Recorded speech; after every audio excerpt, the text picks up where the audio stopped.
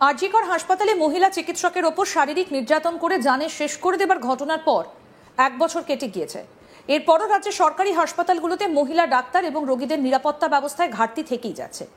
দুর্গাপুরের বেসরকারি মেডিকেল দ্বিতীয় বর্ষের ডাক্তারি পড়ুয়া লালসার শিকার হন। এছাড়া উলুবেড়িয়ার সরকারি মেডিকেলে এক মহিলা ডাক্তারকে নিগ্রহের ঘটনা এবং সর্বশেষ এসএসকেএমে এক রোগিনীর সঙ্গে নোংরামির ঘটনা। এইসব ঘটনায় উদ্বিগ্ন রাজ্যের মুখ্যমন্ত্রী মমতা ব্যানার্জি, কারণ তিনি রাজ্যের মুখ্যমন্ত্রীর পাশাপাশি স্বাস্থ্যমন্ত্রীও বটে। শনিবার 25শে অক্টোবর নবান্নে গুরুত্বপূর্ণ বৈঠক করেন মুখ্যমন্ত্রী। বৈঠকে ছিলেন রাজ্যের মুখ্য সচিব মনোজ পন্থ। এছাড়া ভার্চুয়ালি বৈঠকে যোগ দেন রাজ্যের সবকটা মেডিকেল কলেজের সুপার, অধ্যক্ষ, উপাধ্যক্ষ, জেলা শাসক, পুলিশ সুপাররা। নবান্ন সূত্রে খবর, ভার্চুয়ালি বৈঠকে যোগ দিয়ে মুখ্যমন্ত্রী প্রশ্ন তোলেন, আমার দপ্তরে এত সমস্যা কেন? কেউ চক্রান্ত করছে?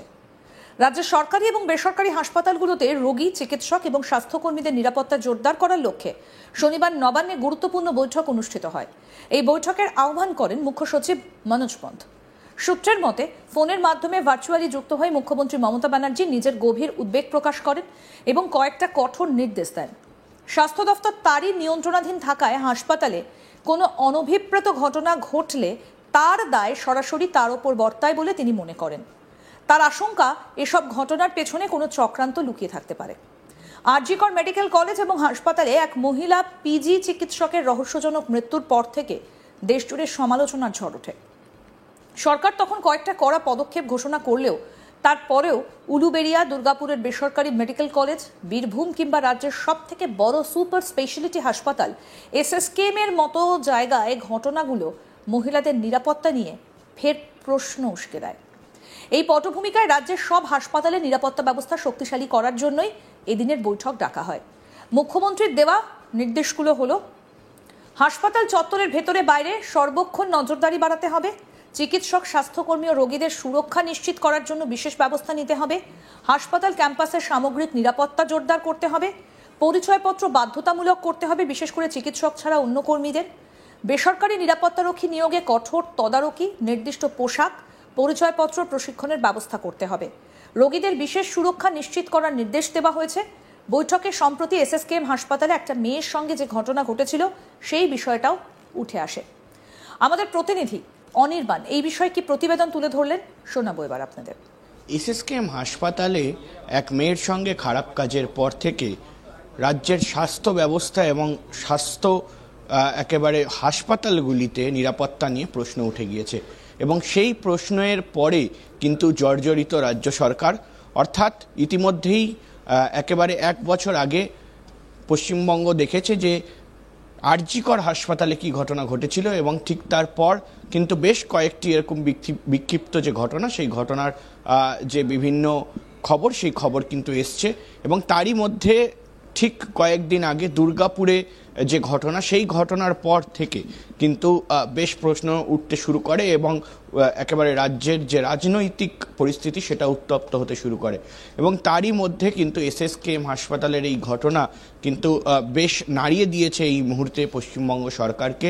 ইতিমধ্যেই কিন্তু পশ্চিমবঙ্গ সরকারের তরফে মুখ্যমন্ত্রী মমতা বন্দ্যোপাধ্যায় সহ মুখ্য সচিব মনোজ পন্থ সহ একাধিক একেবারে যারা কর্মীরা রয়েছেন এই মুহূর্তে দাঁড়িয়ে রাজ্য সরকারের উচ্চ স্তরে, তারা কিন্তু একটি বৈঠক ডেকেছিলেন এবং সেই পর্যালোচনা বৈঠকে কিন্তু স্বাস্থ্য সচিব সহ প্রতিটি হাসপাতালের সুপার থেকে শুরু করে প্রিন্সিপাল, তাদেরকে কিন্তু এই যে আলোচনা শিবির সেখানে ডাকা হয়েছিল। ফলে সেখানে কিন্তু স্পষ্টত যে খবর এই মুহূর্তে উঠে আসছে যে মুখ্যমন্ত্রী মমতা বন্দ্যোপাধ্যায় তিনি কিন্তু রীতিমতো এই বিষয় নিয়ে উদ্বেগ প্রকাশ করেছেন। এবং শুধু তাই নয়, আমরা জানি যে কোথাও গিয়ে একেবারে পশ্চিমবঙ্গের বিভিন্ন মন্ত্রিত্বর যে বিভাগ রয়েছে তার মধ্যে স্বাস্থ্য দফতরটি কিন্তু একেবারে মুখ্যমন্ত্রী মমতা বন্দ্যোপাধ্যায়ের অধীনে, এবং তার পাশাপাশি কিন্তু পুলিশ মন্ত্রী থেকে শুরু করে বিভিন্ন দফতর রয়েছে যেটা মুখ্যমন্ত্রী মমতা বন্দ্যোপাধ্যায়ের অধীনে।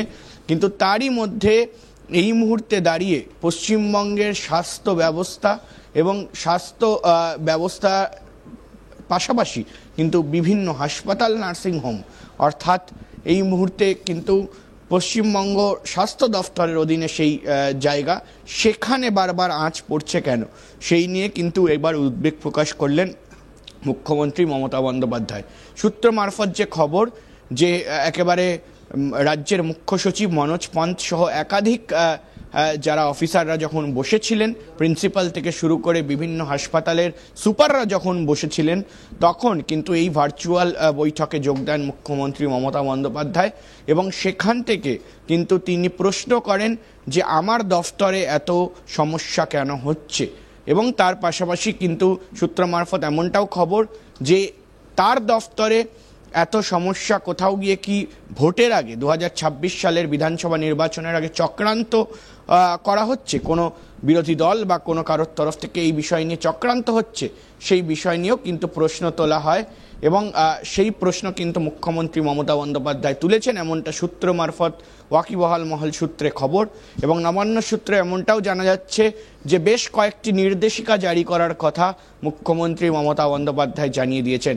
প্রায় 5 থেকে 6টি নির্দেশিকা দেওয়ার কথা জানানো হয়েছে। প্রতিটি হাসপাতালে সেটা প্রযোজ্য হবে, সেটা সরকারি হোক বেসরকারি হোক, সেই জায়গায় কিন্তু নোটিফিকেশন পাঠিয়ে দেওয়ার কথা স্বাস্থ্য দফতরের তরফ থেকে, নবান্নর তরফ থেকে বলে দেওয়া হয়েছে।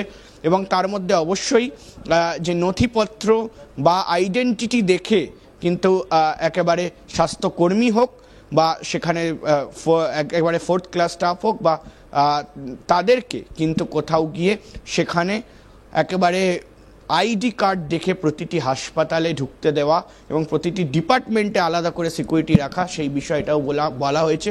এবং তার পাশাপাশি কিন্তু মুখ্যমন্ত্রী মমতা বন্দ্যোপাধ্যায় তিনি বলেন যে এই মুহূর্তে যারা বেসরকারি সংস্থার সিকিউরিটি এজেন্সি থেকে যাদেরকে নিয়োগ করা হয়েছে তাদেরকে বিশেষভাবে কিন্তু একটি ট্রেনিং, যে কথা কিন্তু আমরা আগেও শুনেছিলাম আর.জি. কর হাসপাতালের যে ঘটনা, সেই ঘটনার পরেও শুনেছিলাম এবং ঠিক আবার কিন্তু সেই বিষয় নিয়ে একেবারে সরাসরি মুখ্যমন্ত্রী চড়াও হন বিভিন্ন দফতরে এবং তার পাশাপাশি কিন্তু স্বাস্থ্য সচিবকে এবং প্রতিটি হাসপাতালের প্রিন্সিপাল সহ একেবারে সুপারদের এই বিষয়টা বলা হয়। এবং তার পাশাপাশি কিন্তু ডাক্তারদেরও আইডি কার্ড এবং স্বাস্থ্যকর্মী যারা রয়েছে তাদের আইডি কার্ড দেখে যেন ঢোকানো হয় এবং যেখানে আইডি কার্ড বৈধ নেই সেখানে নতুন করে বানিয়ে যাতে তাদেরকে দেওয়া হয়। এবং হাসপাতাল কর্তৃপক্ষগুলোর ওপরে কিন্তু বেশ চাপ সৃষ্টি করা হয়েছে কোথাও গিয়ে এবং বিভিন্ন সরকারি হাসপাতালের যারা এই মুহূর্তে এমএসভিপি অর্থাৎ সুপার, তার পাশাপাশি প্রিন্সিপালরা রয়েছেন তাদেরকেও বলা হয়েছে।